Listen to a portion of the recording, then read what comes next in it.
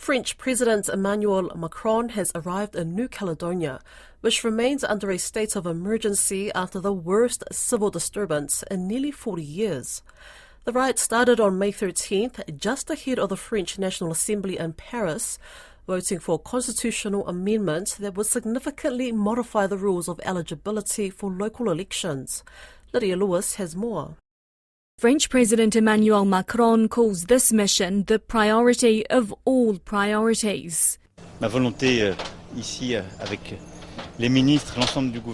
here, with the ministers and the government, is to be at the side of the population so that, as quickly as possible, we have the return of peace, calm and security. That's the main priority. After almost 2 weeks of burning, looting and blockades, this presidential mission aims to be one of peace and dialogue. It's also obvious another priority is to restore food supplies to a normal level. I know a lot of the population is suffering and some are sick because of the crisis situation.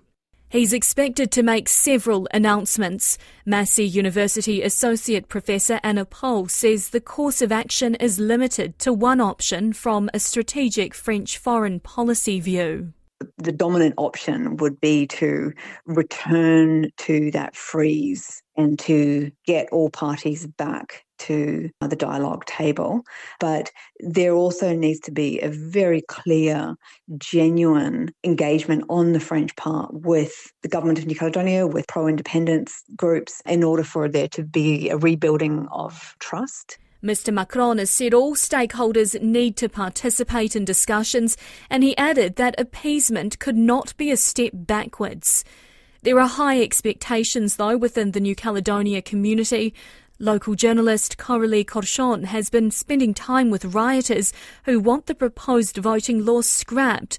But she says what families of young Canucks caught up in violence want most are answers. We can see on some videos people that are shot, but we don't know what happened after that. For them, that's the problem, because some of Kanak protesters, they disappeared, a lot of young people, and the families are very afraid and also wondering what happened, and they want answers from the president and from France. Mr Macron plans to install a dialogue mission tasked to restore communication links with local politicians.